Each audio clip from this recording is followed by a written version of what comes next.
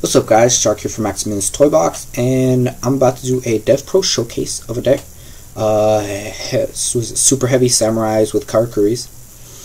Ever since Duel's Advent, or whatever it's called in TCG, I forget, I just know it by the OCG name.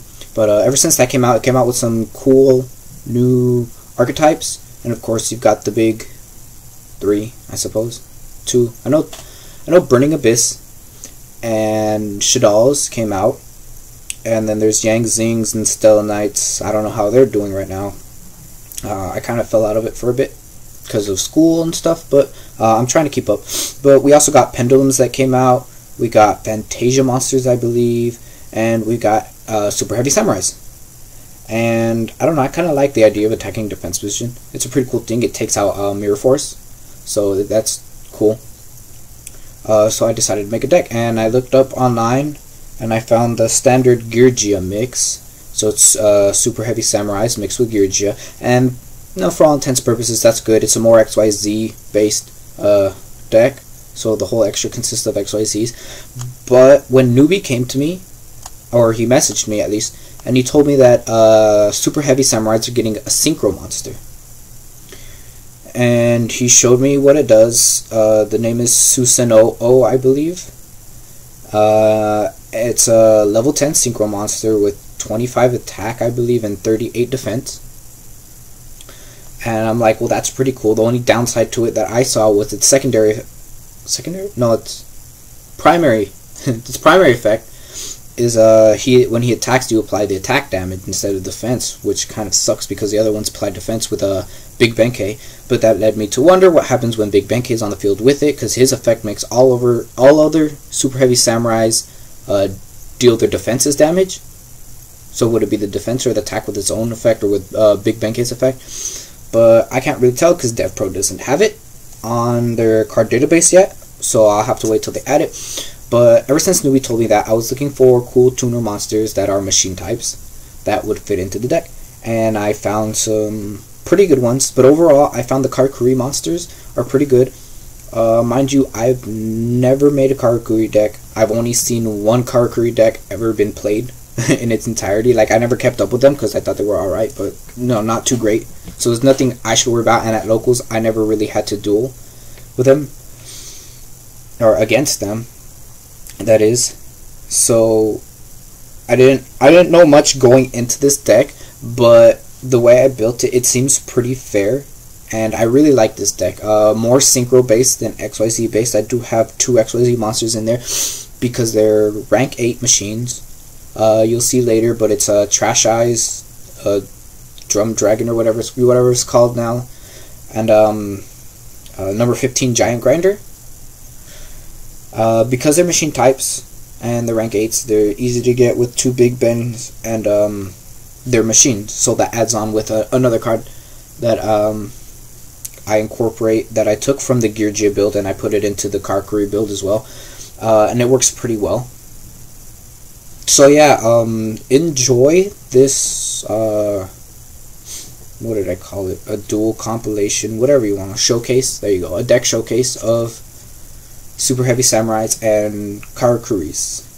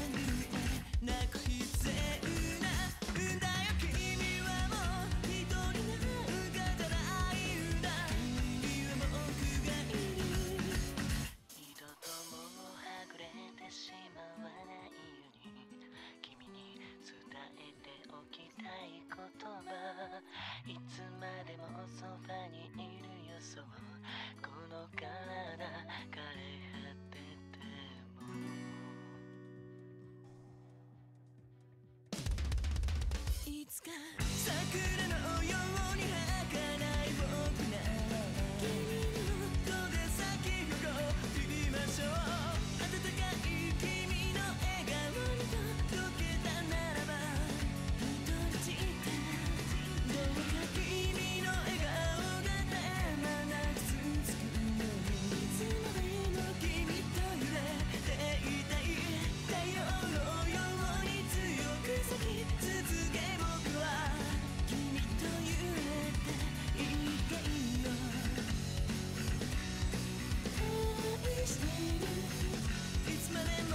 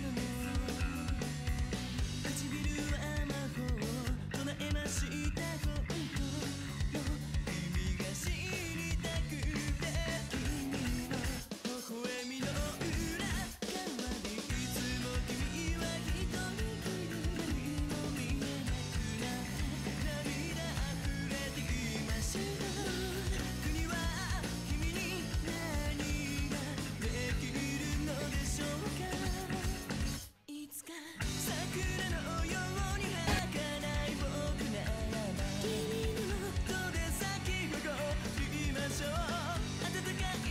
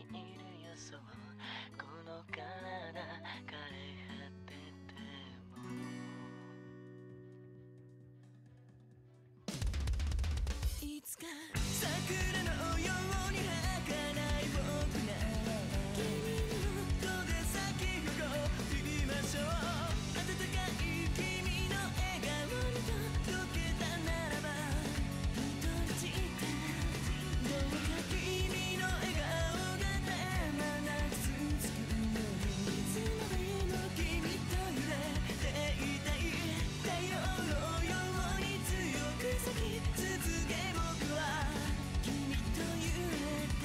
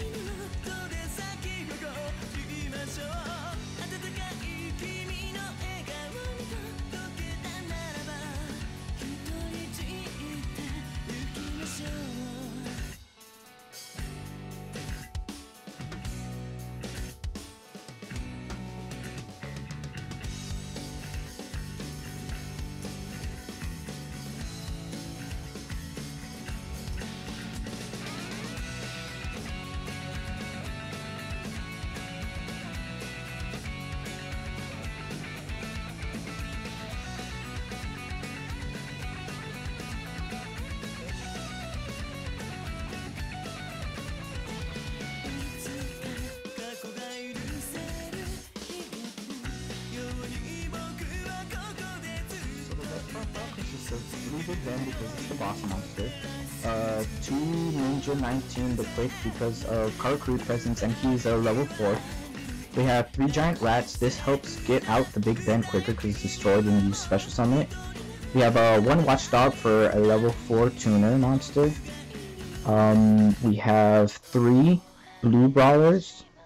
2 Sanzenki for popping effect. 3 swordsmen because of super heavy. 1 geisha, I always forget her name, but for level 3 tuner. 2 bellow for level 2 tuners, plus its effect to not be destroyed. For spells, we have 3 machine duplication to get out Big Bens, blue brawlers, or swordsmen. 1 terraforming. 2 caches for adding.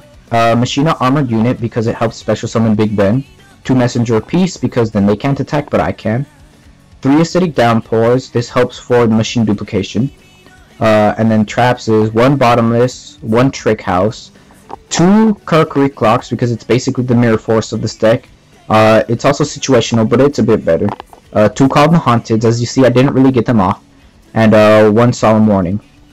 And for the extra, I'll have Justice, Decisive Armor,